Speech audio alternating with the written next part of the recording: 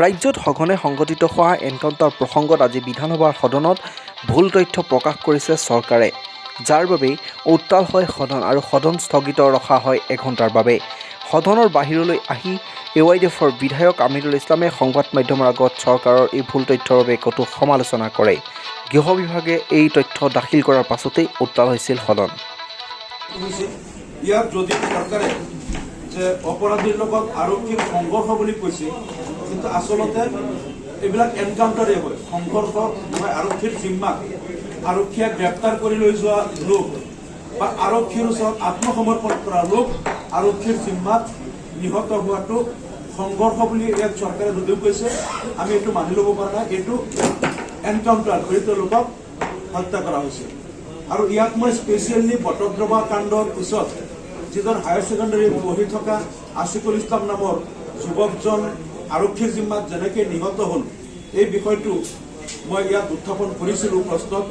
আৰু চৰকাৰে যিটো উত্তৰ দিছে যে সেই আছিকুল ইছলামে তেওঁৰ ঘৰত তালাচী চলাই যেতিয়া গাড়ীৰে লৈ যোৱা হৈছিল, ৰাইডিং নামৰ ঠাইত গৈ পেলাই তেওঁ গাড়ীৰ পৰা জঁপিয়াই দিয়াৰ পিছত গাড়ীৰ তলত চকাৰ তলত পৰি তেওঁৰ মৃত্যু হৈছে।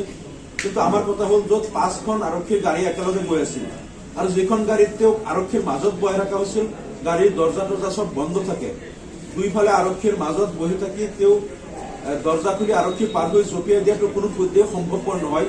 এইটো মানে আজি যিটো বিৱৰণী অসম বিধানসভাত দিছে, আমি বুজি পাইছোঁ যে এইটো এটা তেওঁলোকে সম্পূৰ্ণ মনে সজা কাহিনী সৃষ্টি কৰিছে।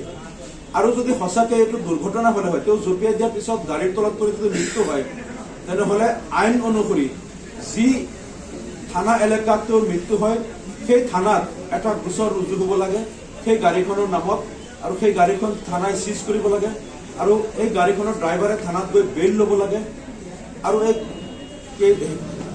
গাড়ীখন থানাৰ জিম্মাত তাত জব্দ থাকিব। কিন্তু আমি দেখিছোঁ যে ৰাইডিঙত য'ত ঘটনা হ'ল তাৰ পিছত থানা এলেকা জাজৰি থানাত কোনো গোচৰ ৰুজু কৰা নাই, গাড়ীখনো থানাত চমজাই দিয়া নাই, ড্ৰাইভাৰেও তাৰ পৰা বেইল লোৱা নাই বা কোনো ধৰণৰ প্ৰচেছ তেওঁলোকে কৰা নাই। কাৰণ এইটো গাড়ীৰ তলত পৰি পৰা এক্সিডেণ্ট নাছিলে, এইটো সম্পূৰ্ণ পৰিকল্পিতভাৱে এনকাউণ্টাৰ হিচাপে এনকাউণ্টাৰৰ ৰূপত হত্যা কৰা হৈছিলে। আৰু আমি খবৰ পাইছিলোঁ তেওঁৰ মাতৃৰ পৰা তেওঁৰ ঘৰত যেতিয়া তেওঁক লৈ যোৱা হৈছিল, ঘৰতে তেওঁক এনেকেই মাৰপিট কৰা হৈছিল যে তেওঁৰ মুখেৰে তেজ ওলাই আহিছিলে। গতিকে হয়তো গাড়ীত মৰি গৈছিল আৰু এই হত্যাকাণ্ডটোক ঢাকিবলৈ গাড়ীৰ তলত পেলাই দি তেওঁক নিহত কৰা হৈছিল। ইয়াত পষ্টমৰ্টেম ৰিপৰ্টতো কিছুমান আপত্তিজনক কথা আহিছে, মই এইখিনি পাইছোঁ।